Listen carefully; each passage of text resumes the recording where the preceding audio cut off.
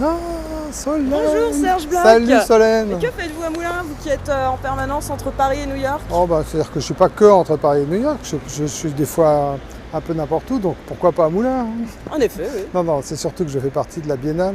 J'ai été invité à participer à cet événement qui est quand même un moment intéressant pour les dessinateurs. D'accord. Et vous exposez donc sur Moulins? Et ben voilà, regardez, c'est là. Eh oui, eh oui, eh oui. On y va? Eh bien, allons-y, Allez. allons-y.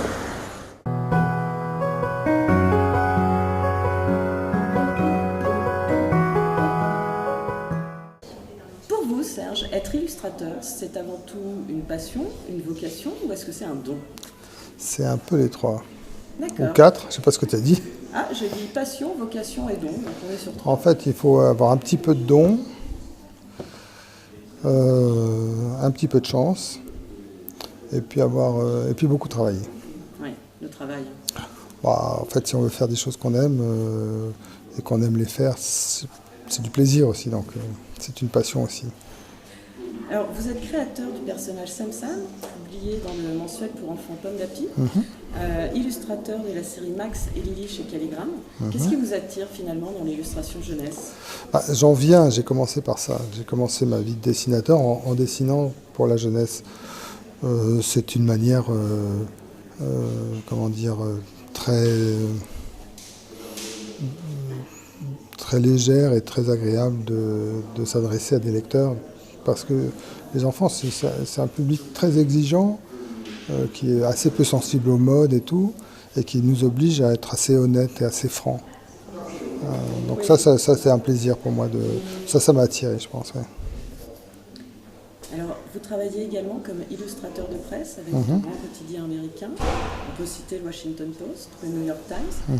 Qu'est-ce qui fait que vous êtes retrouvé à illustrer pour la presse américaine? Que des hasards. De toute façon, ma vie est une suite de hasards et de chances, d'opportunités que j'ai saisies.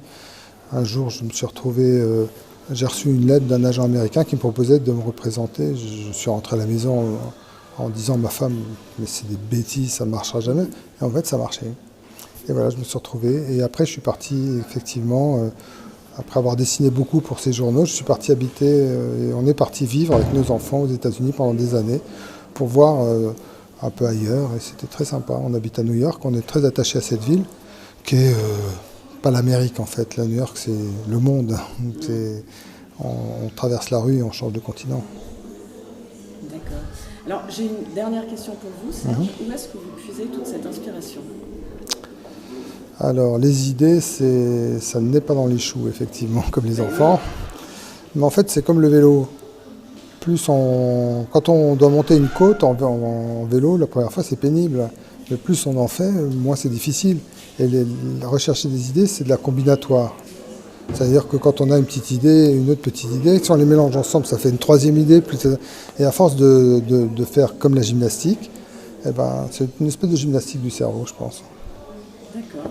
Alors écoutez, merci beaucoup. Merci Serge, à vous. d'avoir répondu Merci à mes Solène. questions. Et je suis ravi d'être à Moulins. Et nous, on a passé un moment très sympathique avec vous. Effectivement, si vous repassez à Moulins, n'hésitez pas à venir. Bah, écoutez...